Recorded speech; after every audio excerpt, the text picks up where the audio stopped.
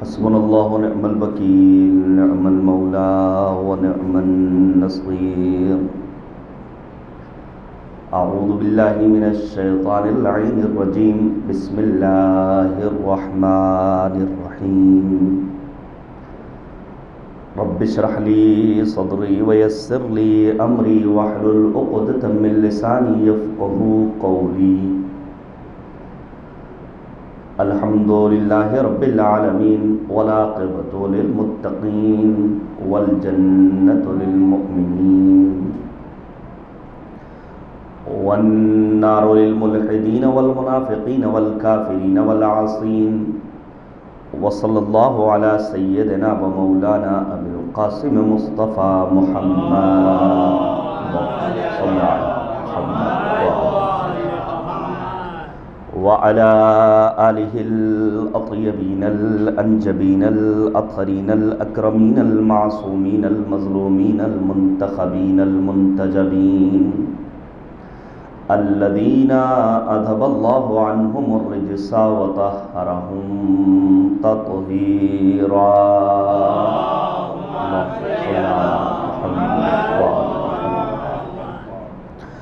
واللعنة الدائمة الباقية على أعدائهم أجمعين من الآن إلى قيام يوم الدين آمين يا رب العالمين أما بعد فقد قال الله تبارك وتعالى في القرآن الحكيم وهو أصدق الصادقين وقوله الحق أعوذ بالله من الشيطان الرجيم بسم الله الرحمن الرحيم من المؤمنين رجال صدقوا ما عاهدوا الله عليه فمنهم من قضى نحبه ومنهم من ينتظر وما بدلوا تبديلا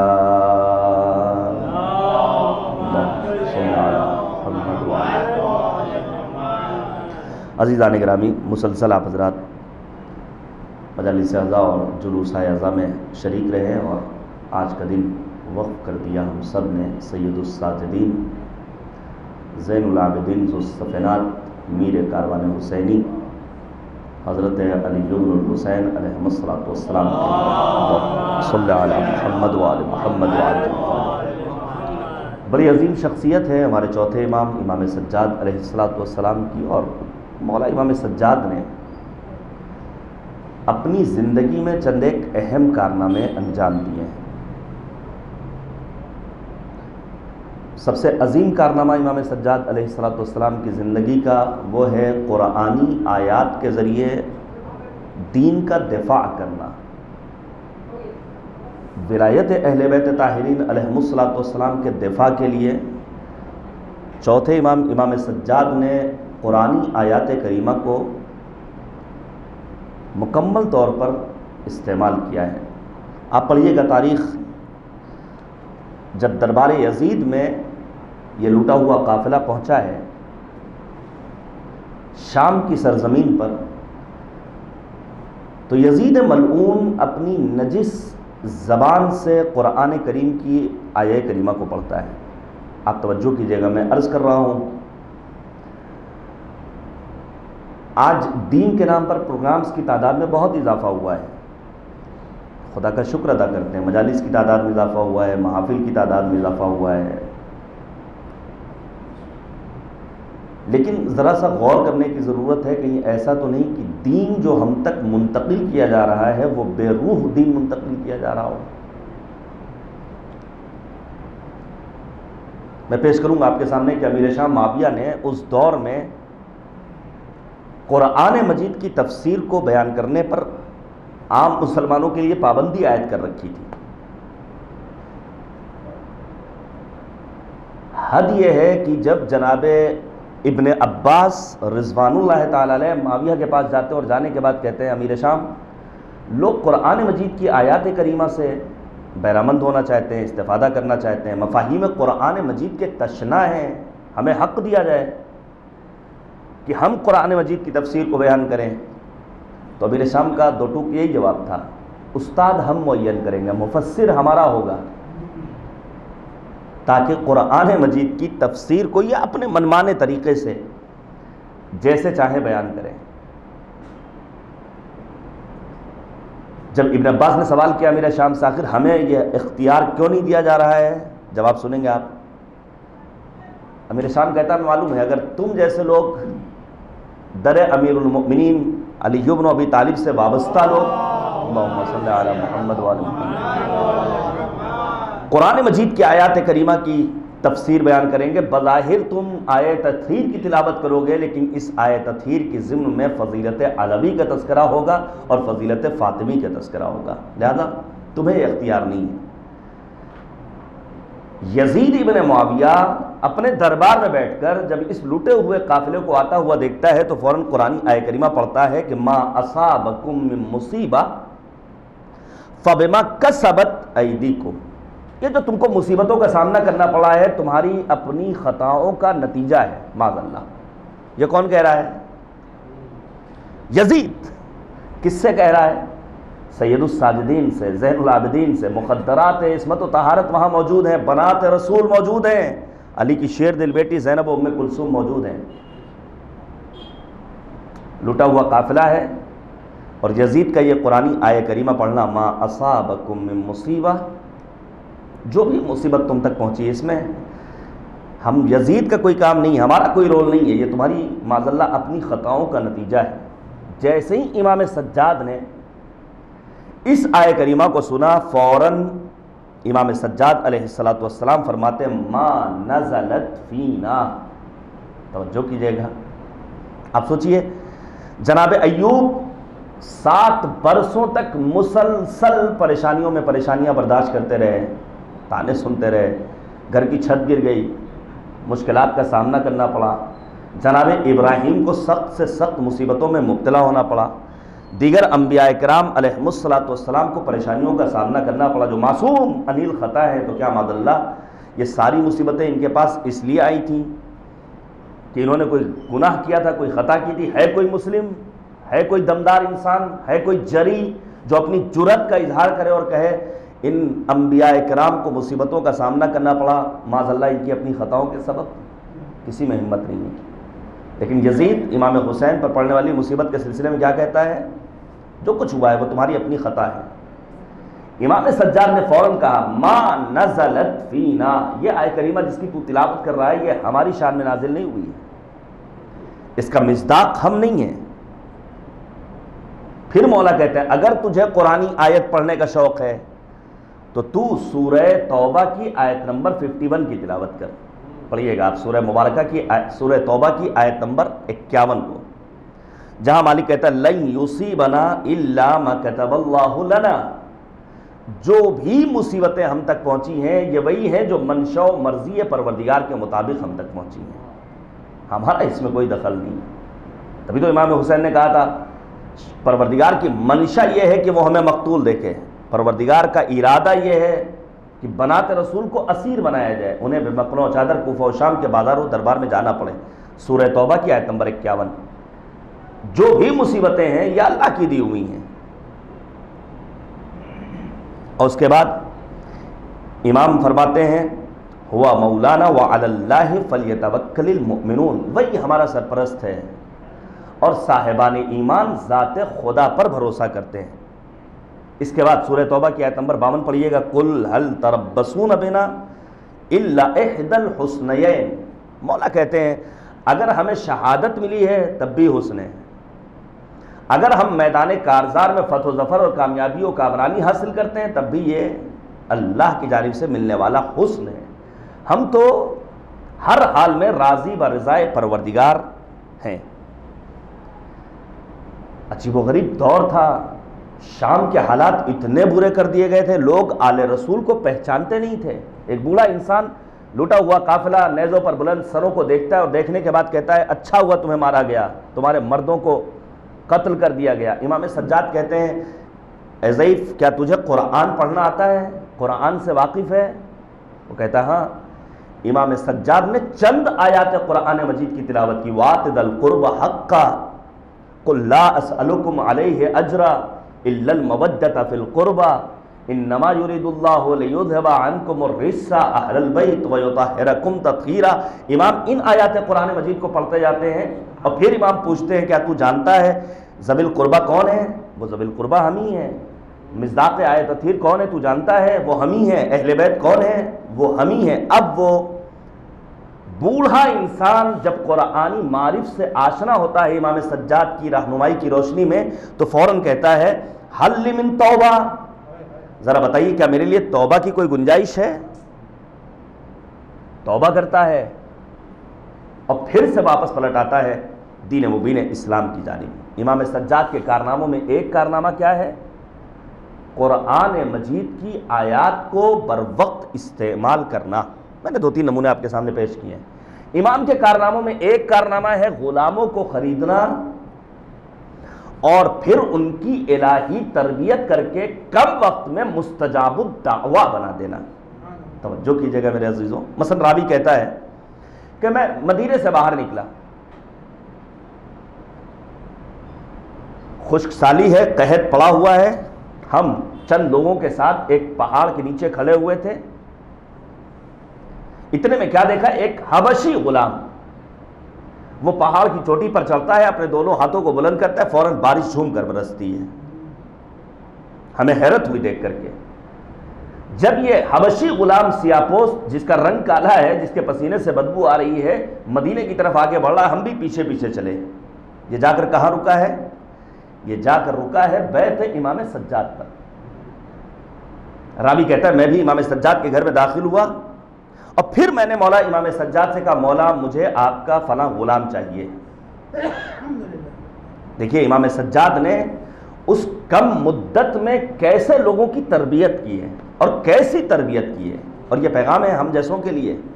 یہ مجالس آزاد 2 مہینے 8 دن انرجی صرف ہو رہی ہے، علماء محنت کر رہے ہیں، بزرگوں کی جانفشانیاں ہیں، پیسہ خرچ ہو رہا ہے، وقت لگ رہا ہے، ساری چیزیں اگر یہ ہمارے اندر ہماری تربیت کے لحاظ سے اثر انداز نہ ہو تو ایک مرتبہ سوچنا پڑے گا۔ امام سجاد سے کیا کہتا ہے؟ مجھے فلاں غلام چاہیے۔ مولا نے غلاموں کے شعبے کا جو مسئول تھا، جو ذمہ دار تھا، اس کو بلایا کہ بھائی دیکھو سارے غلاموں کو لے آؤ، اسے فلاں غلام چاہیے۔ اس نے آنے کے بعد کہا مولا میں فلاں غلام کو خریدنا چاہتا ہوں۔ کریم ابن کریم ہے امام سجاد۔ مولا کہتے ہیں خریدنے کی کیا ضرورت ہے، میں تجھے یوں ہی گفٹ کر دوں گا۔ وہ مسئول جاتا ہے، سارے غلاموں کو لے کر آتا ہے، کون سا ہے؟ وہ بنگاہ غیر دیکھتا ہے اور دیکھنے کے بعد کہتا ہے مولا فلاں غلام جو مجھے چاہیے تھا وہ اس میں نظر نہیں آتا ہے۔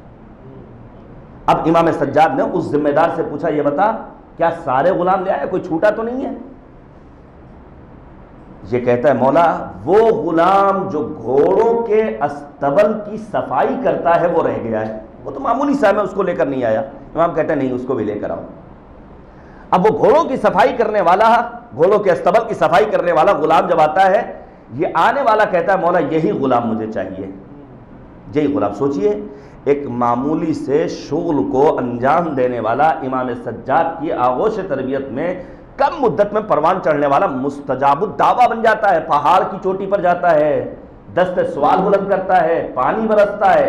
امام نے کہا میں نے تجھے آزاد کیا، یہ غلام لے کر چلنا چاہتا ہے، لیکن اتنے میں یہ غلام اپنے نئے مولا سے اور آقا سے کہتا ہے یہ بتا آخر وجہ کیا ہے کہ تو نے مجھے میرے آقا امام سجاد سے جدا کر دیا، اور پھر خدا کی بارگاہ میں دعا کرتا ہے خدایا مجھے موت دے دے۔ موت آ جاتی ہے، اسی موقع پر امام سجاد کہتے ہیں چلو اب تم اس کی تشییع جنازہ میں شرکت کرو۔ اب مجھے کہنے دیجئے اگر ایک غلام کی اس خانوادہ عصمت و طہارت میں تربیت ہو جائے تو وہ مستجاب الدعوہ ہو جایا کرتا ہے، تو اگر کوئی معصوم امام کی آغوش میں پروان چڑھے اور مٹی کی دیوار کو اشارہ کرے سونے کی دیوار میں تبدیل ہو جائے تو حیرت کی کیا بات ہے۔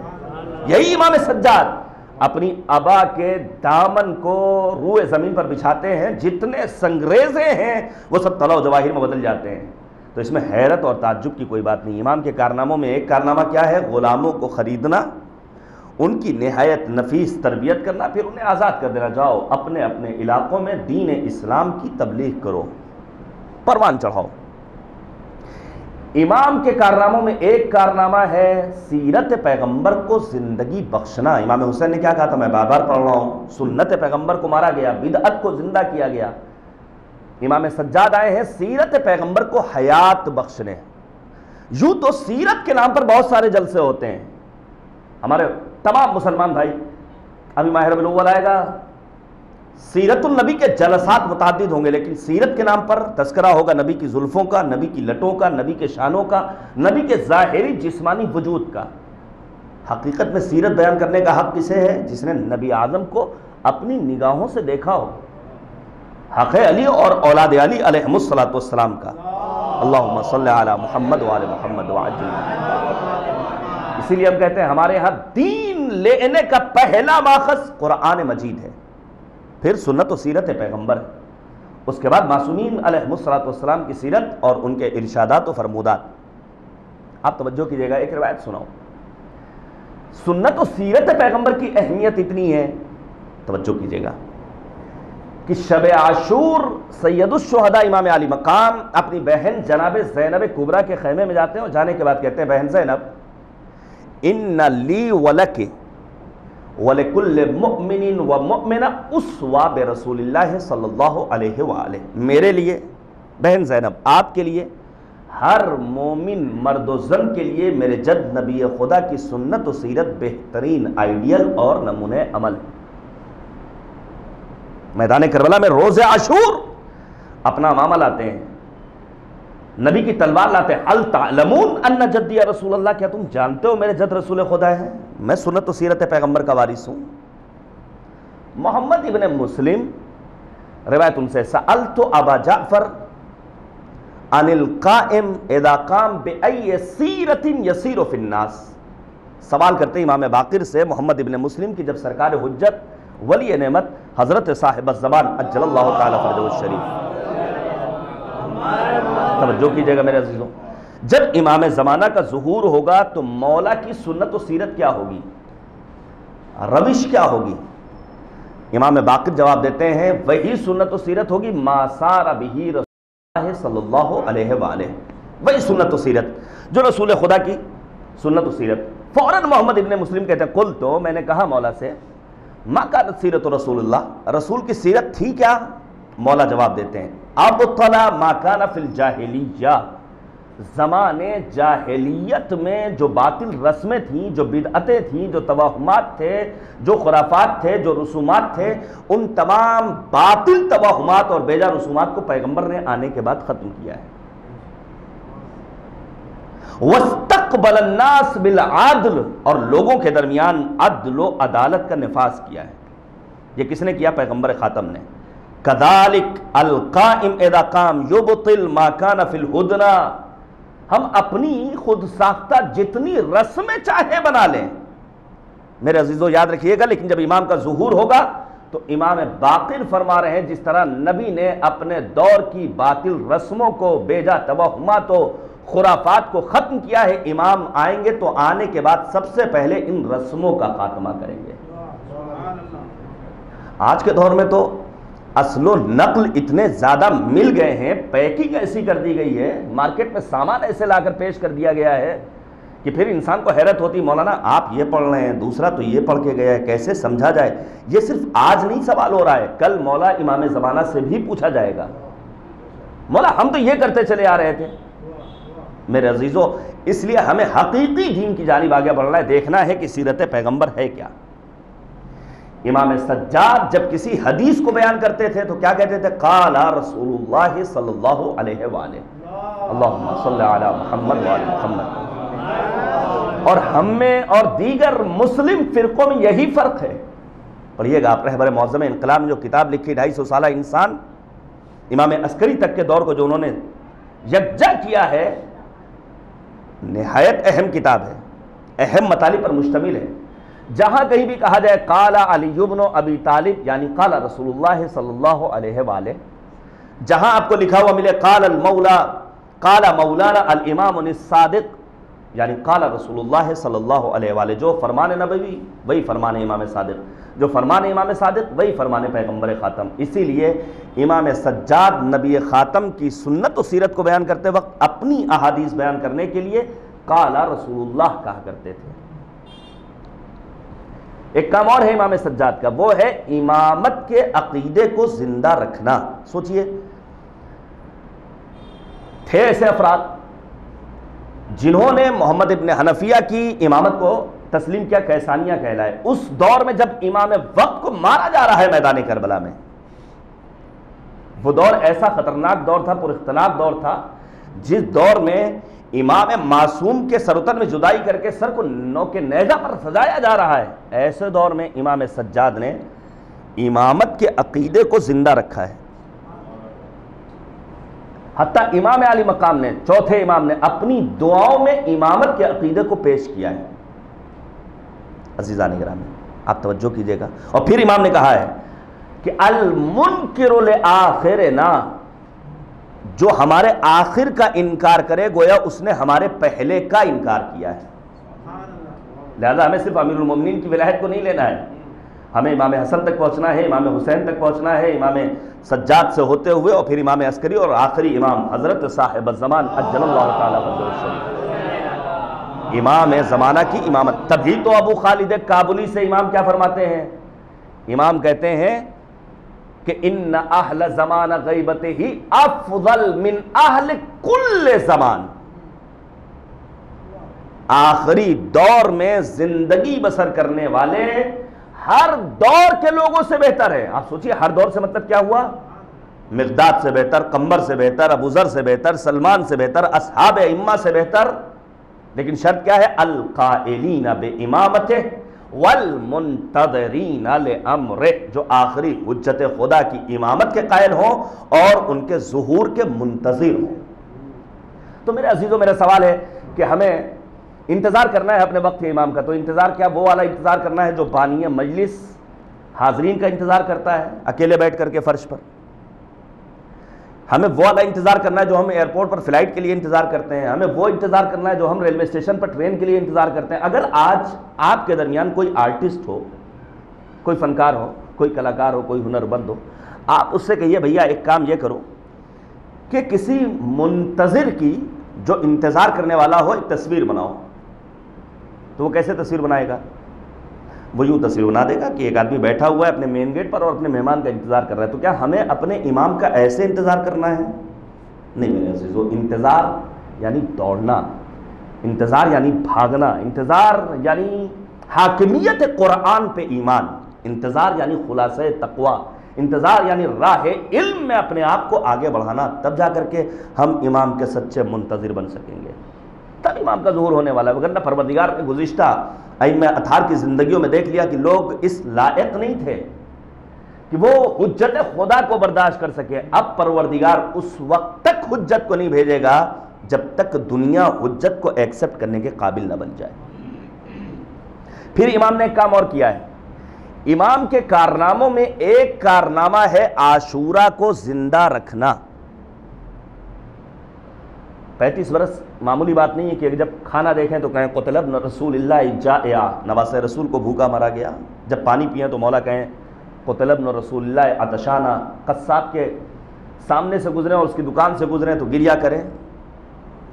35 برس آپ کے سامنے پیش کروں، امام سجاد نے واقعہ کربلا کو ایسے زندہ رکھا ہے کہ حتیٰ دربار یزید میں جب امام نے اپنی مظلومیت کا تذکرہ کیا ہے تو خود یزید کے گھر والے منقلب ہو گئے تھے۔ سر مظلوم کربلا کو یزید کے گھر والوں نے دھویا ہے، معطر کیا ہے۔ کربلا کی یاد کو زندہ کرنے میں امام سجاد کا کردار کیسا تھا؟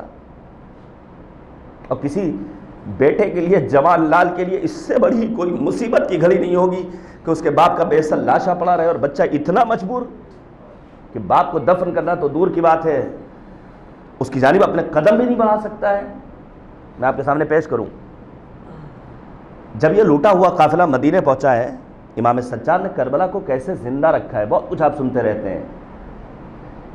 مثلا جناب ام البنین سلام اللہ علیہ عظیم خاتون تاریخ کی، واقعی میں تاریخ کی عظیم خاتون، عظیم خاتون۔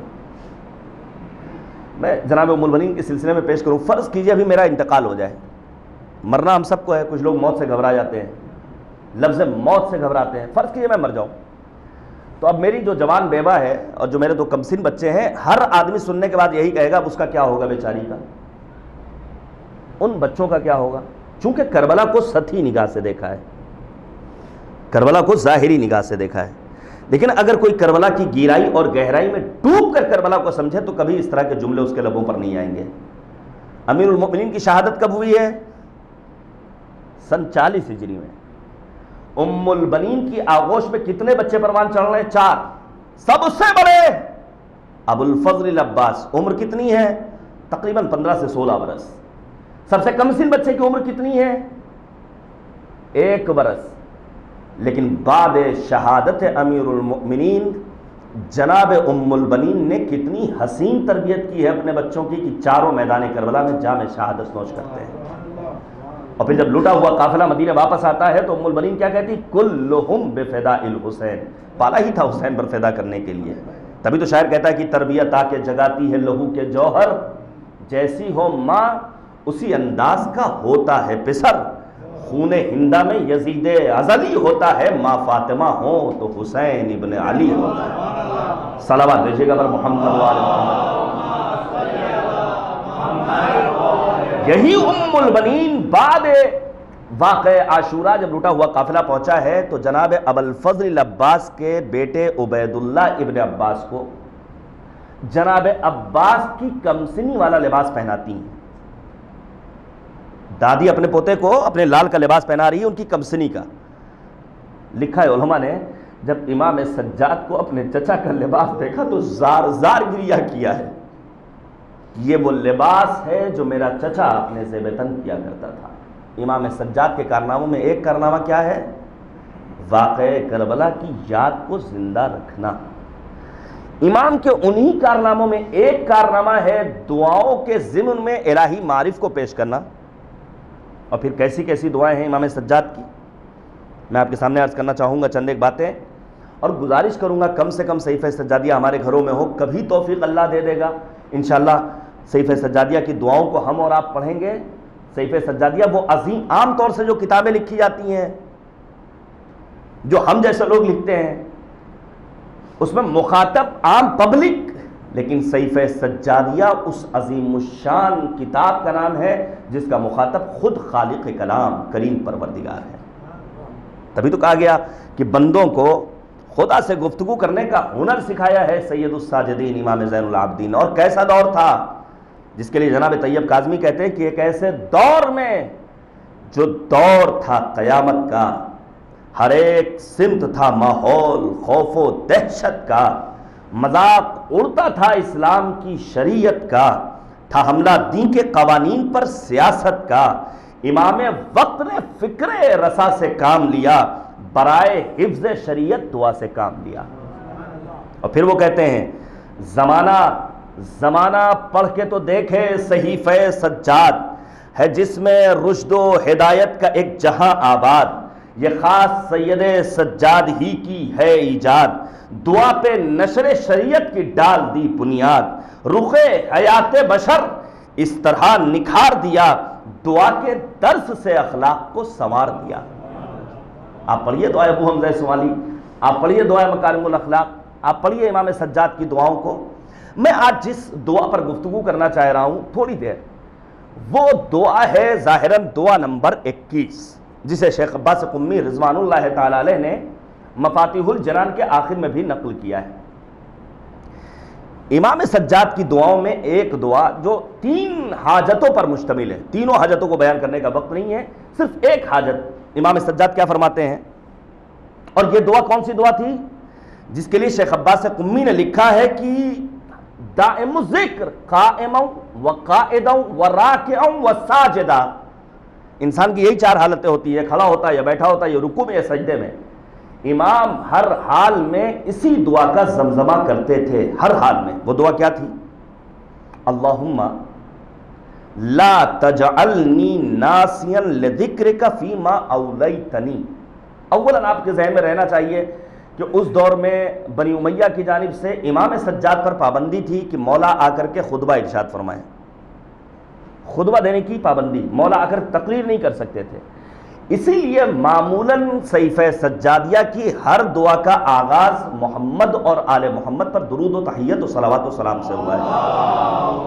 اللہم صلی علی محمد وآل محمد۔ ہر پیراگراف کے بعد آپ کو صلوات ملے گی، آخر میں صلوات ملے گی، اور امام نے اپنے اس کردار سے اور اپنے اس عمل سے ثابت کر دیا کہ تم بظاہر فضائل و مناقب اہل بیت بیان کرنے پر پابندی عائد کرتے ہو، لیکن محمد اور آل محمد پر درود و صلوات سے پابندی نہیں لگا سکتے ہو.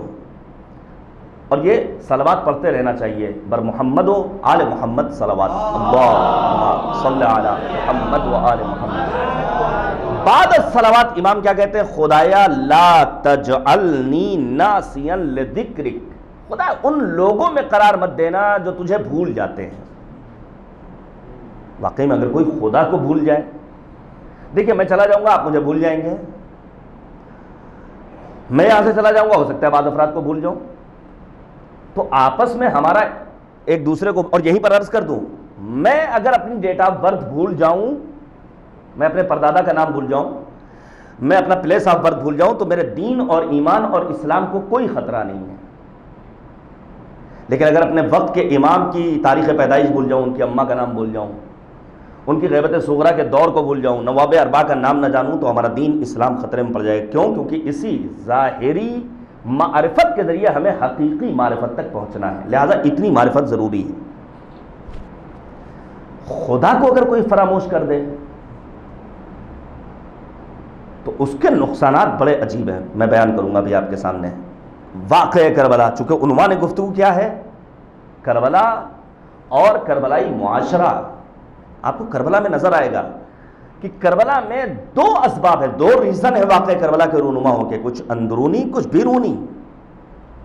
پھر امام کیا کہتے ہیں؟ وَلَا غَافِلًا لِإِحْسَانِكَ فِيمَا أَبْلَيْتَنِي، خدایا ہمیں غافل لوگوں کی فہرست میں قرار مت دینا. اور میں آپ کے سامنے عرض کر دوں، جو انسان سو رہا ہے اسے جگانا آسان ہے، لیکن جو بن کے لیٹا ہوا ہے آپ لاکھ اسے ہلاتے رہیے. اسی لیے کہا گیا ہے، اور یہ حقیقت ہے، قرآنی آیات اس بات کے دلالت کر رہی ہیں کہ جاہل انسانوں کی مغفرت کے چانسز زیادہ ہے بنسبت غافلین کے. وہ دعا نمبر 8 جس کا میں نے بار بار تذکرہ کیا مختلف جگہوں پر، اس دعا نمبر 8 میں امام سجاد نے جن 40+ اخلاقی بیماریوں سے خدا کی بارگاہ میں پناہ طلب کی ہے، ان میں ایک کیا ہے؟ وَسِنَةِ الْغَافِلِينَ، ان افراد کی نیند والوں میں ہمیں قرار مت دے جو غفلت کا شکار ہے. غافل افراد کی مغفرت کے چانسز بہت کم ہیں. وَلَا آيَسًا مِّنْ إِجَابَتِكَ لِي وَإِنْ أَبْطَأْتَ عَنِّي، خدایا ہمیں مایوس مت کرنا. اور میں آپ کے سامنے بیان کروں گا پورا واقعہ کربلا، اور سید الشہداء کا کردار اس بات کی جانب اشارہ کر رہا ہے کہ زندگی کے سخت سے سخت موڑ پر کہیں بھی تمہیں اپنے آپ کو نا امید نہیں کرنا ہے. اب آپ توجہ کیجئے گا، یاد خدا کے سلسلے میں قرآن مجید میں متعدد آیات ہیں. میں چند ایک عنوان نمونہ آپ کے سامنے تبرکاً پیش کروں. مثلا سورہ احزاب، یا ایھا الذین آمنوا اذکروا اللہ ذکرا کثیرا وسبحوہ بکرۃ واصیلا. اے صاحبان ایمان، اللہ کو زیادہ سے زیادہ یاد کرو اور صبح و مساء تسبیح پروردگار کرتے رہو. تو کیا تسبیح ہے پروردگار فقط تسبیح فاطمۃ الزہرا؟ وہ تو ایک نمونہ ہے. تو کیا فقط تسبیح فاطمۃ الزہرا صرف نماز کے بعد؟ نہیں، آپ یقین کیجئے روایات میں ملتا ہے، علماء نے تاکید کی ہے، اگر کوئی انسان صبح میں گھر سے نکلتے وقت تسبیح بی بی دو عالم شہزادیہ کونین پڑھے تو اس کے رزق میں اللہ برکت و وسعت عطا کرے گا. ایک تسبیح کون سی ہے؟ جسے جناب ابراہیم خانہ کعبہ تعمیر کرتے وقت پڑھ رہے تھے، جسے جناب موسیٰ کو میقات میں پروردگار نے تعلیم فرمایا. تسبیحات اربعہ، سبحان اللہ والحمد للہ ولا الہ الا اللہ واللہ اکبر. ایک تسبیح کون سی ہے جو ذکر رکوع ہے؟ سبحان ربی العظیم وبحمدہ. ذکر سجدہ ہے سبحان ربی الاعلی وبحمدہ. تو بار بار تسبیح ہے پروردگار. اور ہے ایک روایت امام صادق سے، نہایت دل نشین روایت ہے، شیطان کہتا ہے کہ جو لوگ یاد خدا کے چراغ کو اپنے دل میں روشن رکھتے ہیں ہم ان کے اوپر قابل پاتے ہیں. عیسیٰ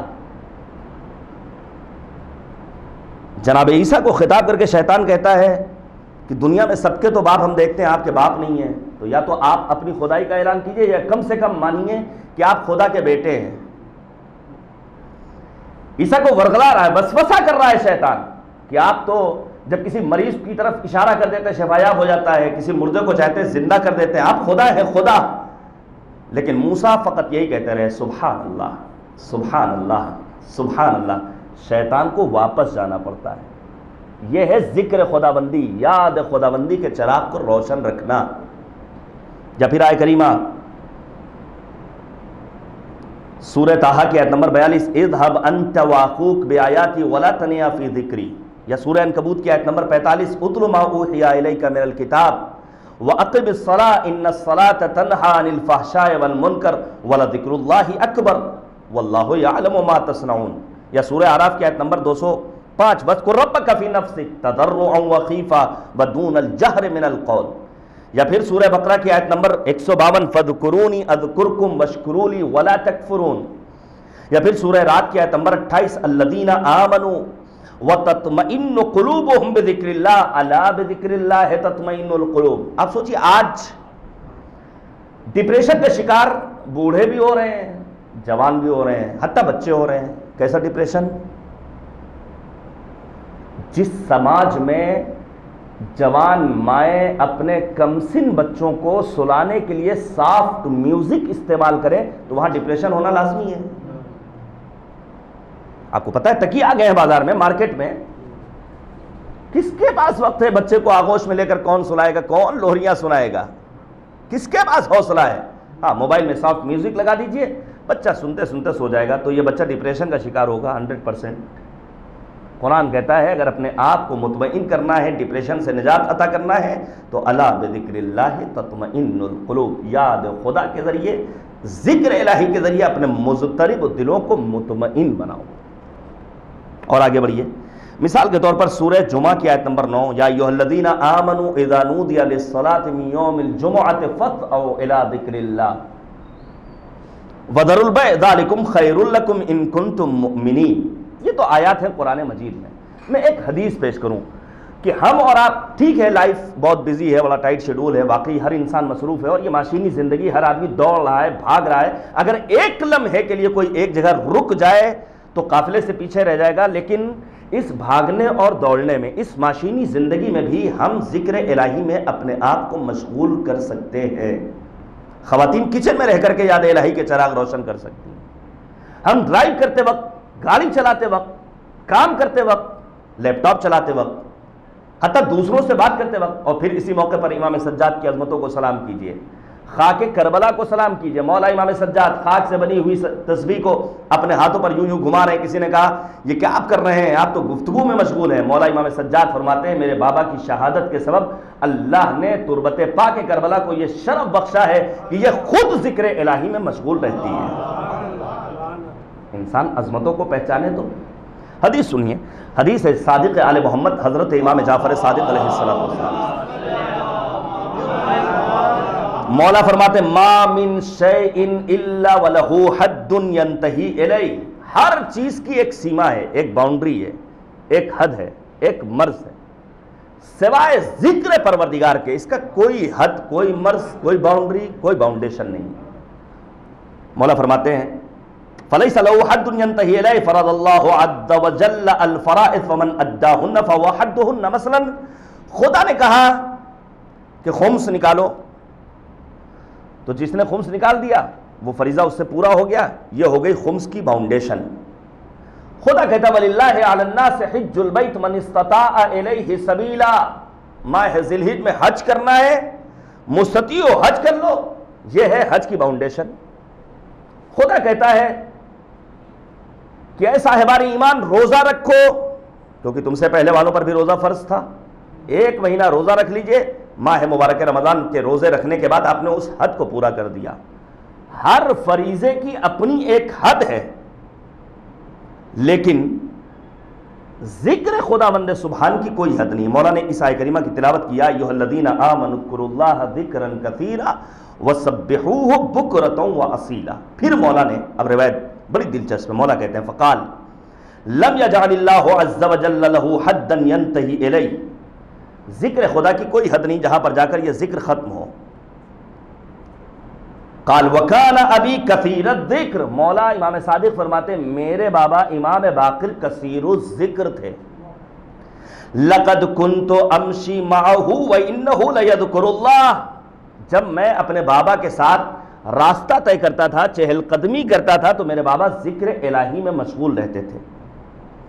وآكل معه الطعام، میں اپنے بابا کے ساتھ کھانا کھاتا تھا، وانه ليذكر اللہ، اس موقع پر بھی میرے بابا ذکر خدا میں مشغول رہتے تھے۔ وَلَقَدْ كَانَ يُحَدِّثُ الْقَوْمِ، میرے بابا دوسروں سے گفتگو کرتے تھے۔ وَمَا يَشْغَلُ ذَلِكَ عَنْ ذِكْرِ اللَّهِ، دوسروں سے باتیں کرنا بھی میرے بابا کو ذکر خدا سے غافل نہیں بناتی تھی۔ وَكُنْتُ أَرَى لِسَانَهُ لَاذِقًا بِحَنَكِهِ، میں دیکھتا تھا مولا کہ میرے بابا کی زبان مستقل چل رہی ہے، یقول لا الہ الا اللہ، جو مسلسل یہی لا الہ الا اللہ، اور یہ لا الہ الا اللہ انسان کے لیے سکرات موت کے ہنگام بہت مفید چیز ہے۔ کبھی توفیق دی اللہ نے اور یاد رہا تو بیان کروں گا، سکرات موت کی منزلیں بڑی سخت ہوتی ہیں، اللہ کے رسول کو بھی سکرات موت کی منزلوں سے دوچار ہونا پڑا ہے، اور جب وقت رحلت نبی خاتم پریشان ہے، کبھی اٹھ رہے ہیں بیٹھ رہے ہیں، پانی کا مطالبہ کر رہے ہیں، کسی نے پوچھا اے اللہ کے رسول آپ مستلق کیوں ہیں؟ پیغمبر کہتے ہیں قد جاءت سکرۃ الموت، سکرات موت کی منزل ہے۔ سکرات موت یعنی انسان نہ زندہ ہے نہ مرا ہے۔ سکرات موت گھر میں اگر کوئی مر رہا ہے تب بھی اس کو اس کا سامنا کرنا پڑے گا، ہاسپٹل میں مر رہا ہے تب بھی سامنا کرنا پڑے گا، نیچرل موت ہے تب بھی، ایکسیڈنٹ میں مر رہا ہے تب بھی، اس موقع پر یہی لا الہ الا اللہ مسلسل کہتے رہنا۔ بعض علماء گزرے ہیں جنہوں نے کم مدت میں 1,00,000 مرتبہ لا الہ الا اللہ کی تکرار کی ہے تاکہ ان کے لیے موت کی منزلیں آسان ہو جائیں۔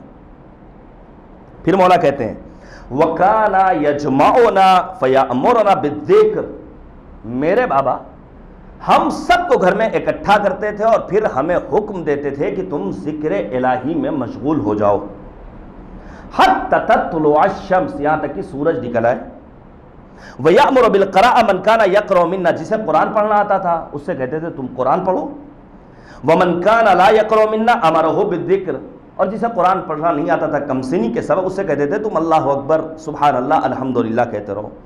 پھر مولا کہتے ہیں یہ پیغام ہے، مجھے واقعی میں ان مجالس میں بچے نظر نہیں آئے، جبکہ مدراس میں یا چنئی میں یا آپ کے اس محلے میں بچے ہیں، لیکن فرش ادا پر نظر نہیں آئے۔ اگر پڑھائی لکھائی میں مصروف ہیں تو بہت اچھی بات ہے، چونکہ اس سے کوئی سمجھوتا نہیں، تعلیم سے کوئی سمجھوتا نہیں، لیکن اگر گلی کوچوں میں ٹہل رہے ہیں اور فرش پر نظر نہیں آ رہے ہیں تو میں آپ سب سے سوال کر رہا ہوں کیوں نہیں ہے؟ یہ سوچنے کی بات ہے۔ امام صادق فرماتے ہیں میرے بابا حکم دیتے تھے کہ تم ذکر الہی میں مشغول رہو یہاں تک کہ سورج طلوع ہو۔ پھر مولا کہتے ہیں وَالْبَيْتُ الَّذِي يُقْرَأُ فِيهِ الْقُرْآنِ، جس گھر میں قرآن مجید پڑھا جاتا ہے، وَيُذْكَرُ اللَّهُ عَزَّ وَجَلَّ فِيهِ، جس گھر میں ذکر الہی ہوتا ہے، تَكْثُرُ بَرَكَتُهُ، اس گھر کی برکت میں اضافہ ہوتا ہے، وَتَحْضُرُهُ الْمَلَائِكَةُ، اس گھر میں ملائکہ سماوات، ملائکہ مقربین درگاہ پروردگار نازل ہوتے ہیں، وَتَحْجُرُهُ الشَّيَاطِينُ، اس گھر سے شیطان بھاگ جاتے ہیں، وَيُضِيءُ لِأَهْلِ السَّمَاءِ كَمَا يُضِيءُ الْكَوْكَبُ الدُّرِّيُّ لِأَهْلِ الْأَرْضِ، اور وہ گھر جس میں ذکر الہی ہوتا ہے آسمان والوں کے لیے ویسے ہی چمکتا ہے جس طرح زمین والوں کے لیے آسمان کے ستارے چمکا کرتے ہیں۔ اس کے برخلاف اگر کہیں ذکر الہی نہیں ہو رہا ہے، کہیں قرآن نہیں پڑھا جا رہا ہے، کہیں نماز بچے نہیں پڑھ رہے ہیں، کہیں گھر والے یاد خدا کے چراغ روشن نہیں کر رہے ہیں، تو اس گھر سے ملائکہ دور بھاگ جاتے ہیں، شیاطین اس گھر کو اپنا مسکن بنا لیا کرتے ہیں۔ عزیزان گرامی، ہمیں بہرحال ذکر الہی میں اپنے آپ کو مشغول رکھنا ہے۔ امام سجاد نے دعا نمبر 21 میں خدا کی بارگاہ میں دعا کی، خدایا ہمیں ان لوگوں میں قرار مت دینا جو تیری یاد سے اپنے آپ کو غافل بنا لیتے ہیں۔ اب میں آپ کے سامنے پیش کروں، سب سے اہم چیز انسان کے دین کا سالب ہونا۔ انسان کا دین کیا فقط فصلی ہے، موسمی ہے کہ ریٹائرمنٹ کے بعد انسان اپنے آپ کو دیندار بنا لے؟ توجہ کیجئے گا، ایک بات بیان کر دوں، بعض افراد جو ریٹائرمنٹ کے بعد دین کی طرف متوجہ ہوتے ہیں انہیں پھر سماج کا ہر جوان بے دین نظر آتا ہے۔ ہاں، پھر وہ یہی کہتے ہیں ہم اس کی نماز میں بھی شریک نہیں ہوں گے۔ کیوں؟ زبان کا بڑا خراب ہے۔ خود آپ نے ابھی شروع کیا ہے، معذرت کے ساتھ ایک مثال دے رہا ہوں، میں صرف ایک روایت پیش کروں تاکہ ہم صرف اپنی دینداری پر ناز نہ کرنے والے بنیں۔ روایت کہتی ہے کہ نبی کے پاس ایک جنازہ لایا گیا، پیغمبر نماز جنازہ پڑھنا چاہتے ہیں، ہلل ہنگامہ شروع ہو گیا، نام نہاد اصحاب، اللہ کے رسول یہ بڑا بدکردار انسان تھا، خبردار نماز مت پڑھیے گا، پیغمبر خاموش رہے۔ لیکن مجمع پر جب سکوت طاری ہوا، اب نبی اعظم بلند ہوئے، نبی اعظم نے ایک سوال کیا، ہے کوئی جو اس مرنے والے کی کوئی ایک نیکی بیان کرے؟ جملے کی قدر کیجئے گا میرے عزیزو، پیغام دینا چاہ رہا ہوں۔ دیکھیے بر وقت تعریف کرنا بھی دل گردے کا کام ہے۔ ہمارا مجمع کیسا ہوتا ہے، کبھی تو ایک سبحان اللہ بھی نہیں نکلتا، اور کبھی لایانی باتوں پر فلک شگاف نعرے نکل رہے ہوتے ہیں، چھتیں اڑ رہی ہوتی ہیں۔ تو اگر بلا سبب کسی کی تعریف کی جائے تو چاپلوسی ہے، قابل مذمت عمل ہے، اور جہاں ضرورت ہے کہ ایک صلوات پڑھی جائے، ایک سبحان اللہ کہا جائے، وہاں انسان خاموش رہے تو یہ بخل ہے، یہ بھی قابل مذمت عمل ہے۔ اہل بیت کے تعلیمات میں نہ چاپلوسی کی گنجائش ہے، نہ بخل کی گنجائش ہے۔ جیسے ہی نبی نے کہا ہے کوئی جو اس مرنے والے کی کوئی ایک نیکی بیان کرے، ایک جوان اٹھا، وہ کہتا ہے نبی خدا میں گواہی دیتا ہوں، ایک روز میں اپنی ڈیوٹی پر تھا، یہ مرنے والا ادھر سے گزر رہا تھا، اس نے مجھے دیکھ کر کہا بھائی تم تھکے ہوئے لگ رہے ہو، جاؤ تم آرام کرو، تمہاری ڈیوٹی کو میں مکمل کرتا ہوں۔ نبی کہتے ہیں اس مرنے والے کا یہ ایک نیک عمل اس کی نماز جنازہ ادا کرنے کے لیے کافی ہے۔ صلوات بھیجیے بر محمد۔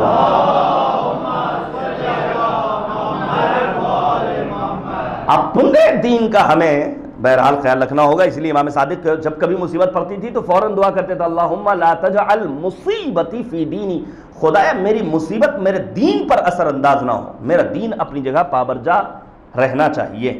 اب میں آپ کے سامنے عرض کروں جلدی جلدی چند ایک باتیں۔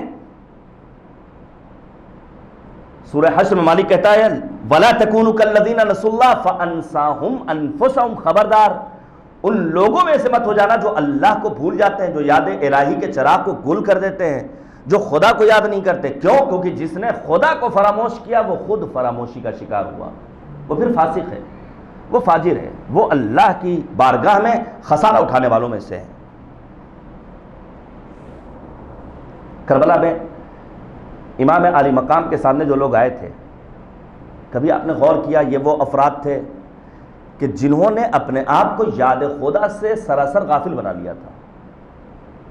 اصل خدا کی یاد ان کے معنی نہیں رکھتی تھی۔ اسی لیے روز عاشور جو امام حسین کا پہلا خطبہ ہے، آپ پڑھیے، مولا کیا کہتے ہیں استحوذ علیہم الشیاطین، ان کے اوپر شیاطین نے اپنا قبضہ جما لیا ہے، شیطان ان کے اوپر غالب آ چکا ہے۔ فَأَنْسَاهُمْ ذِكْرَ اللَّهِ، لہٰذا انہوں نے یاد خدا سے اپنے آپ کو غافل بنا لیا، اور خدا کی یاد کو انہوں نے، اور جب کوئی یاد خدا سے غافل ہو جائے تو اس کا نور قرآن، نور امامت، نور نبوت، نور رسالت، نور الہی کچھ بھی اثر انداز نہیں ہوتا۔ میں دو نمونے پیش کروں، دو نمونے آپ کے سامنے۔ مثلا جب عمر سعد پہنچا ہے سرزمین کربلا پر، تو امام حسین کے لشکر کا ایک قبیلہ ہمدان کا مولا کا صحابی ہے، اس سے عمر سعد سے تھوڑی سی پہلے سے آشنائی ہے۔ دیکھیں جب انسان یاد خدا سے غافل ہوتا ہے تو امام وقت سامنے ہو اور وہ اپنے آپ کو امام تک نہیں پہنچاتا ہے۔ یہ قبیلہ ہمدان کا مولا کا صحابی کہتا ہے مولا اجازت دیجئے میں ذرا سا عمر سعد کو جا کر سمجھاتا ہوں۔ توجہ کیجئے گا، اور یہ مصائب کے فقرات ہیں میرے عزیزوں، انسان صرف محسوس کرے۔ قبیلہ ہمدان، مولا کہتے ہیں جانے کا کوئی فائدہ نہیں، لیکن اس کا اصرار بڑا، مولا نے کہا اچھا ٹھیک ہے اگر تم جانا ہی چاہے تو بسم اللہ۔ یہ جاتا ہے، عمر سعد اپنے اسلحوں کو تند کر رہا ہے، دھار رکھ رہا ہے، آہٹ محسوس ہوئی، سر اٹھایا، کہتا ہے تم نے مجھے سلام نہیں کیا، اولست مسلما، کہ میں مسلمان نہیں ہوں۔ جیسے ہی امام کے صحابی نے یہ جملہ سنا، فوراً وہ للکار کے کہتا ہے ھذا ماء الفرات، فرات کا پانی تو موجیں مار رہا ہے، تشربها الکلاب والخنازیر، کتے اور سور پانی پی رہے ہیں، اور اطفال حسینی خیموں میں صدائے الاتش بلند کر رہے ہیں، پھر بھی تم یہ کہہ رہے ہو کہ تم مسلمان ہو؟ کیسے مسلمان ہو؟ دعوت دی عمر سعد کو، آ جاؤ حسین ابن علی کی طرف، نہیں رے کی حکومت سے سودا کر لیا ہے۔ واپس آ گیا، امام نے سوال کیا بتاؤ کیا فائدہ ہوا، کیا نتیجہ نکلا؟ مولا کوئی فائدہ نہیں ہوا ہے، اس نے دنیا کے عوض آپ کا ساتھ چھوڑا ہے، اس نے حکومت رے سے سودا کر لیا، ایک نمونہ۔ دوسرا نمونہ حبیب ابن مظاہر، کتنا عظیم صحابی ہے پیغمبر حبیب، بوڑھا صحابی، امام حسین کے خیمے کے باہر بیٹھا ہوا ہے، کیا دیکھا کہ ایک شخص آ رہا ہے پیسر سعد کے لشکر سے، نام ہے قرہ ابن قیس حنظلی۔ حبیب پہچانتے تھے یہ اتنا زیادہ برا انسان نہیں تھا۔ قرہ جب قریب آیا ہے تو آنے کے بعد کہتا ہے مجھے پیسر سعد کے لشکر سے بھیجا گیا ہے حسین ابن علی تک، مجھے ایک پیغام لے کر جانا ہے۔ حبیب کہتے ہیں تم اسلحہ رکھو، جاؤ مولا سے ملاقات کرو۔ اس نے اپنا اسلحہ رکھا، جا کر کے مولا سے ملاقات کی۔ جب واپس آیا تو حبیب ابن مظاہر دعوت دے رہے ہیں کہ جب یہاں تک آ ہی گئے ہو تو ٹھہر جاؤ، اب واپس مت جاؤ۔ لیکن وہ کیا کہتا ہے؟ وہ کہتا ہے میں جا رہا ہوں، پیغام پہنچاؤں گا، پیغام پہنچا کر واپس آتا ہوں، لیکن گیا تو واپس نہیں آیا۔ یاد خدا سے جب انسان غافل ہوتا ہے تو امام وقت نگاہوں کے سامنے ہوتا ہے اور وہ امام کی معرفت حاصل نہیں کر پاتا۔ ہم کیوں خدا کو فراموش کرتے ہیں؟ اس کی علامت کیا ہے؟ سن لیجئے، یہ چند ایک منٹ میں صرف اور صرف چند ایک علامتوں کو۔ پہلی علامت، قرآن مجید کے تئیں سستی۔ قرآن مجید کے تئیں سستی۔ 5 آیتیں پڑھی ہم نے آج کے دن، 50 آیتوں کا تذکرہ ہے کم سے کم ایک دن میں پڑھا ہم نے۔ ہماری مجالس کا آغاز تلاوت کلام پاک سے ہوا نہیں۔ مولوی کیا ہے؟ مولوی تو آیا ہے، پڑھ کر چلا جائے گا، لفافہ سنبھالے گا اور پھر آدمی یہی کہے گا ہم نے اپنا کام کر لیا۔ بھائی یہ ہماری پرسنل لائف ہے، اس میں آپ کو دخل اندازی کا کوئی حق نہیں ہے۔ معذرت کے ساتھ کیوں نہیں تبدیلی آ رہی ہے ہمارے سماج میں؟ اتنا بیان کیا جاتا ہے، اتنا بیان کیا جاتا ہے۔ قرآن مجید کے تئیں سستی ہے، اس کو ماننا پڑے گا، جبکہ یہی قرآن دوسروں کو اپنی جانب کھینچنے کے لیے کافی ہے۔ میں آپ کے سامنے ایک دو نمونے پیش کروں۔ مثال کے طور پر مشرک گرفتار کیا گیا، جبیر کا بیٹا، پیغمبر نے اعلان کیا جسے اسیر بنایا گیا اس کے گھر والے پیسہ لائے لے کر جائے۔ جبیر اپنے بیٹے کی رہائی کے لیے پیسہ لے کر پہنچا ہے۔ نبی اعظم نماز پڑھ رہے ہیں اور نماز کے عالم میں پیغمبر اکرم سورہ مبارکہ طور کی آیت نمبر 7 اور 8 کی تلاوت کر رہے ہیں، جہاں مالک کہہ رہا ہے ان عذاب ربک لواقع ما لہ من دافع۔ یہ 2 آیات کریمہ جب جبیر کے کانوں میں پہنچی ہے تو تھوڑا سا اسے احساس ہوا کہ آخر یہ ہے کون سا کلام۔ نماز تمام ہوئی، کہتا ہے پیغمبر سے میں پھر سے یہ آیات سننا چاہتا ہوں۔ پیغمبر خاتم نے دوبارہ ان آیات کی تلاوت کی، وہ مسلمان ہو جاتا ہے۔ مشرک تھا آنے والا، لیکن صرف 2 آیات قرآن مجید کو سن کر کے دامن اسلام سے وابستہ ہو جاتا ہے۔ نہیں اور آگے بڑھیے، سید قطب فی ظلال القرآن جیسی تفسیر لکھنے والے مصر سے نکلے ہیں، جا رہے ہیں نیو یارک کشتی کے ذریعے۔ کہتے ہیں کہ ہم نمازوں کو کشتی پر پڑھا کرتے تھے، روز جمعہ تھا، نماز جمعہ پڑھ رہے تھے، سورہ مبارکہ جمعہ کی تلاوت کی، یسبح للہ ما فی السماوات۔ اٹلی کی ایک خاتون وہ نماز بعد ہمارے پاس آئی اور آنے کے بعد کہتی ہے جو آپ پڑھ رہے تھے یہ عربی تھی، یہ تو معلوم ہے، لیکن بڑی دل نشین اس کی تلاوت تھی، یہ ہے کیا؟ پھر سے تلاوت کیجئے۔ سید قطب جیسا مفسر قرآن سورہ مبارکہ جمعہ کی انہی آیات کی تلاوت کرتا ہے، اور یہ اٹلی کی خاتون اپنے گھر والوں کے ساتھ قرآن مجید کی تلاوت کو سن کر مسلمان ہو جاتی ہے۔ اس طرح کے بہت سارے نمونے آپ جا کر گوگل پہ سرچ کیجئے۔ کامورا جاپانی ہے، اس کی بچیاں ہیں، سب کے سب مسلمان ہو جاتے ہیں۔ یہ ہے قرآن مجید۔ اس قرآن مجید کے تئیں اگر ہمارے یہاں سستی ہے گویا ہم یاد خدا سے غافل ہیں۔ دوسری چیز وہ ہے نماز اور عبادت کے لیے سستی۔ قرآن مجید میں مالک سورہ نساء کی آیت نمبر 142 میں کہتا ہے اذا قاموا الی الصلاۃ قاموا کسالا۔ نماز پڑھتے تو ہیں لیکن سستی کے ساتھ، کاہلی کے ساتھ، تساہلی کے ساتھ۔ کب شروع ہوئی کب ختم ہوئی اس کا اندازہ نہیں ہے۔ نماز کی کتنی اہمیت ہے میں پیش کروں۔ جناب جعفر طیار کون ہے؟ پیغمبر نے اسماء بنت امیس جو ان کی زوجہ ہیں، ان کے ساتھ جعفر کو کہاں بھیجا ہے؟ حبشہ۔ کس لیے؟ تبلیغ دین کے لیے۔ ایک طویل مدت کے بعد جناب جعفر واپس آئے ہیں، اور حسن اتفاق یہ ہے کہ پیغمبر کی خدمت میں واپسی کے بعد اسی روز پہنچے ہیں جو فتح خیبر کا دن ہے۔ جانے قربان جائیں، یہ جعفر وہی جعفر ہیں جن کے لیے وہی تعبیر نبی نے استعمال کی ہے جو امیر المؤمنین کے لیے استعمال کی ہے. جعفر مجھ سے ہے، میں جعفر سے ہوں، جس طرح علی مجھ سے ہے، میں علی سے ہوں. بعض روایات میں نبی کی یہ تعبیر ملتی ہے. جناب جعفر نبی اعظم سے ملاقات کرنے کے لیے حبشے سے واپسی کے بعد آگے بڑھتے ہیں. دن کون سا ہے؟ فتح خیبر کا دن ہے. جیسے ہی نگاہ نبی اکرم جناب جعفر پر پڑتی ہے، نبی اکرم کہتے ہیں مجھے نہیں معلوم کہ میں آج فتح خیبر کا جشن مناؤں یا جعفر کے آنے پر ان کی آمد کی خوشی میں اظہار مسرت کروں. جعفر کا استقبال کیا، گلے سے لگایا، مسکرائے ہیں. جعفر مال غنیمت بہت ہے، زمین چاہیے تو بولو، سونا چاندی چاہیے تو بولو، بھیڑ بکریاں چاہیے تو بولو، یا کہو تو تمہیں ایک نماز تعلیم دو.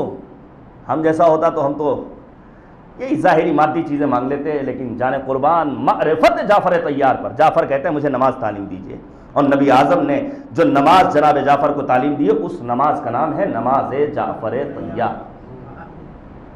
نماز کی اہمیت کا اندازہ ہمیں اور آپ کو لگانا ہوگا. اسی لیے امام جعفر صادق علیہ السلام مولا فرماتے ہیں ہمارے شیعوں کو پہچاننا ہو تو پہلے یہ دیکھو اول وقت نماز کا پابند ہے یا نہیں، یہ دیکھو کہ دوسروں کی مدد کرتا ہے یا نہیں، یہ دیکھو کہ دوسروں کا رازدار ہے یا نہیں ہے.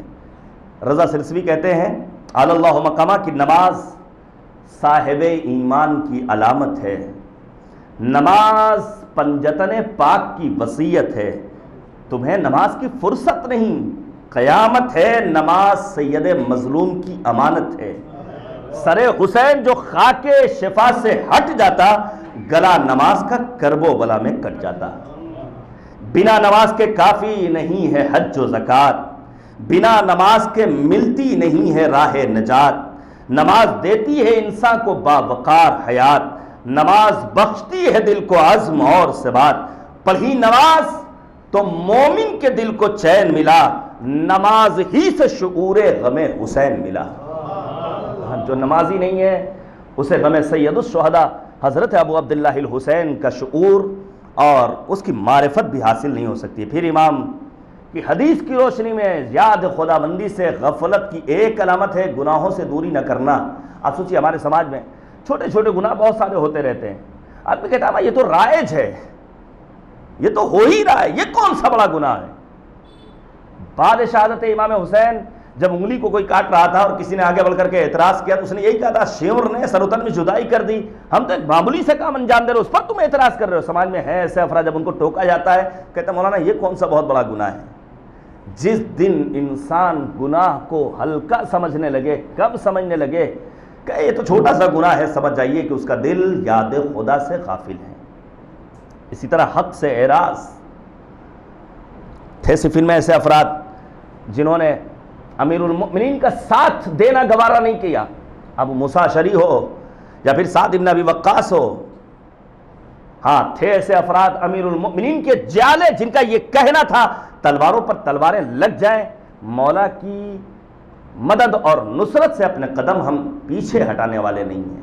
چونکہ ان کے ہاں حق کو قبول کرنے کا جذبہ تھا، انہوں نے مان لیا تھا الحق مع علی وعلی مع الحق، حق علی کے ساتھ ہیں اور علی حق کے ساتھ ہے. اب علی جو کہیں گے بس وہی ماننا ہے، پھر وہاں چوں اور چرا کی گنجائش نہیں پائی جائے گی. معبود کی بارگاہ میں دعا ہے خدایا ہمیں اپنا ذکر کرنے والوں میں قرار دے، ہمیں دینی معارف کو سننے سمجھنے کی توفیق کرامت فرما.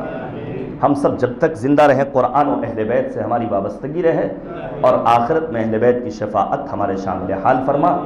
اپنی سلامتی، علماء کی سلامتی اور دعا کی قبولیت کے لیے بآواز بلند نعرہ الصلوات اللہم صلی علی محمد وعلی محمد وعلی. بس عزیزان گرامی، آپ حضرات مسلسل مصاب ہوئے ہیں اور میں جوانوں کے حق میں خدا کی بارگاہ میں دعا کرتا ہوں جنہوں نے ایک طویل مسافت طے کر کے اور گھنٹوں عزاداری سید الشہداء کا اہتمام کیا. انشاءاللہ با مقصد رہے ہماری یہ عزاداری.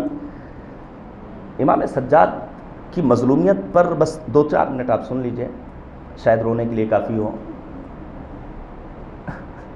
جب جناب منہال نے امام سجاد سے کہا تھا مولا کب تک گریہ کیجیے گا، شہادت تو آپ کی میراث ہے، امام سجاد نے یہی کہا تھا کہ یعقوب کا ایک یوسف بچھڑا، جبکہ ان کو یقین ہے کہ یوسف ابھی زندہ ہیں تو اتنا روئے تھے کہ وَبْيَضَّتْ عَيْنَاهُ مِنَ الْحُزْنِ، ہمارے 18 یوسف کربلا میں مار ڈالے گئے۔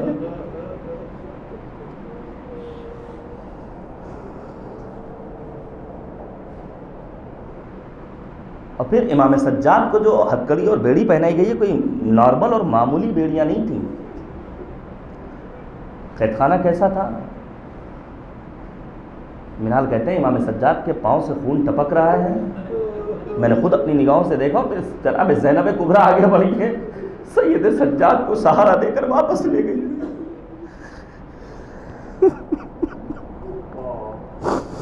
نعمان ابن منذر سے امام سجاد کا کہنا، نعمان ہمیں شام کی سرزمین پر 7 عظیم مصیبتوں میں مبتلا کیا گیا۔ دیکھیے کہاں تک بیان کر سکتا ہوں۔ نعمان جب ہمیں شام میں لے کر جایا گیا تو ہم نے شمر سے یہ کہا تھا کہ اگر لے ہی جا رہے ہو تو ایسے راستے سے لے جانا جہاں تماشائیوں کا ہجوم نہ ہو، لیکن اے نعمان ہمیں اس راستے سے لے کر جایا گیا جہاں تماشائیوں کا ہجوم تھا، جہاں ایک بڑا مجمع تھا، نہ محرموں کا مجمع، جبکہ بنات رسول بے مقنع و چادر۔ اور پھر امام سجاد کہتے نعمان ہم نے شمر سے یہ کہا تھا اگر لے ہی جانا چاہتے ہو جہاں بڑی تعداد میں تماشائیوں کا ہجوم ہو تو کٹے ہوئے سروں کو آگے رکھنا تاکہ لوگوں کی نگاہوں کا مرکز ان نو کے نیزہ قرار پائے۔ لیکن اے نعمان ابن منذر، میری پھوپھی زینب کبریٰ کے پاس میرے بابا کا کٹا ہوا سر تھا، میری پھوپھی ام کلثوم کے پاس میرے چچا عباس کا کٹا ہوا سر تھا، بے کجاوا اونٹوں پر میری پھوپھیاں تھیں، اور سب کی نگاہوں کا مرکز غیرت مند فاطمہ کی غیرت مند بیٹیاں زینب و ام کلثوم۔ امام سجاد مصیبتوں کو بیان کرتے ہوئے آگے بڑھتے اور کہتے ہیں نعمان ہمیں یہودیوں کے محلے میں لے جایا گیا اور اعلان کیا گیا یہ اس گھرانے سے تعلق رکھنے والے لوگ ہیں جنہوں نے خیبر و خندق میں تمہارے بزرگوں کو مارا تھا، انتقام لینا ہو لے لو۔ کوئی پتھر مارتا تھا، کوئی نیزہ مارتا تھا، کوئی تلوار مارتا تھا، جس کے پاس کچھ نہیں تھا وہ خاک اٹھا اٹھا کر مارتا تھا، اور کوئی ایک نہ تھا جو بڑھ کر سہارا بنتا۔ امام سجاد نے تمام تر مظلومیتوں کو بیان کیا۔ امام کہتے ہیں نعمان ہمیں ایسی گلی سے لے جایا گیا جہاں دونوں طرف خواتین کا بڑا مجمع ہے جو گرم پانی ہمارے اوپر پھینک رہی ہیں، جو انگارہ پھینک رہی ہیں، انگارہ میرے سر کو جلا رہا ہے، میرے ہاتھوں میں ہتکڑیاں پڑی ہوئی ہیں۔ بس میں نے ختم کر دیا میرے عزیزوں، یہ خاندان عصمت کی پہلی وہ گلی ہے جس کا جنازہ بڑی شان و شوکت کے ساتھ اٹھا ہے۔ رسول خدا صلی اللہ علیہ وآلہ وسلم کا جنازہ محدود افراد کی موجودگی میں، بنت پیغمبر شہزادی کونین کا جنازہ 8 یا 14 افراد کی موجودگی میں، وہ بھی شب کی تاریکی میں۔ امیر المؤمنین کا جنازہ شب کی تاریکی میں اٹھا ہے۔ حسن مجتبیٰ کے جنازے پر تیر بارانی ہوئی ہے، حسین کا جنازہ تیروں پر معلق ہے۔ یہ پہلا جنازہ ہے جو شان و شوکت کے ساتھ اٹھا ہے، پھولوں کی بارش کی جا رہی ہے۔ عجب نہیں امام سجاد تڑپ گئے ہو بابا، یہ آپ کے لال کا جنازہ جس میں اتنی بڑی تعداد میں لوگوں نے شرکت کی، پھولوں کی بارش کی گئی، لیکن آئے میرے بابا آپ کا جنازہ 3 شب و روز بے گور و کفن میدان کربلا میں۔ وَسَيَعْلَمُ الَّذِينَ ظَلَمُوا أَيَّ مُنقَلَبٍ يَنقَلِبُونَ إِنَّا لِلَّهِ وَإِنَّا إِلَيْهِ رَاجِعُونَ۔ رضم بقضائه وتسلیما لأمره الہی لا معبود سواک، الہی بحق الزہرا وابیہا وبعلہا وبنیہا وسر المستودع فیہا بعدد ما احاط به علم، خدایا ہماری اس عبادت قبول فرما۔ معبود واسطہ ہے محمد اور آل محمد علیہ السلام کا، ہمارے امام کو ہم سے راضی و خوشنود فرما۔ یہاں موجود تمام حاضرین کی دلی حاجتوں کو اپنی بارگاہ میں قبول فرما، ہمارے جملہ مرحومین کی مغفرت فرما۔ ان مجالس میں دامیں درمیں قدمیں سخنیں شرکت کرنے والوں کے توفیقات خیر میں اضافہ فرما۔ معبود واسطہ ہے محمد اور آل محمد کا، اس روح زمین پر جہاں بھی عاشقان سید الشہداء مولا امام حسین کی فرش اعضاء کا اہتمام کرنے والے موجود ہیں، ان کی جان مال عزت و آبرو و ناموس کی حفاظت فرما۔ پرچم اسلام کو سر بلند فرما، پرچم شرک و کفر و نفاق کو سرنگو فرما۔ اے کریم پروردگار، واسطہ ہے محمد اور آل محمد علیہ السلام کا، ہمارے ملک میں جو ایک سالمیت کی فضا کو خطرہ ہے، معبود شر پسند عناصر کو نیست و نابود فرما۔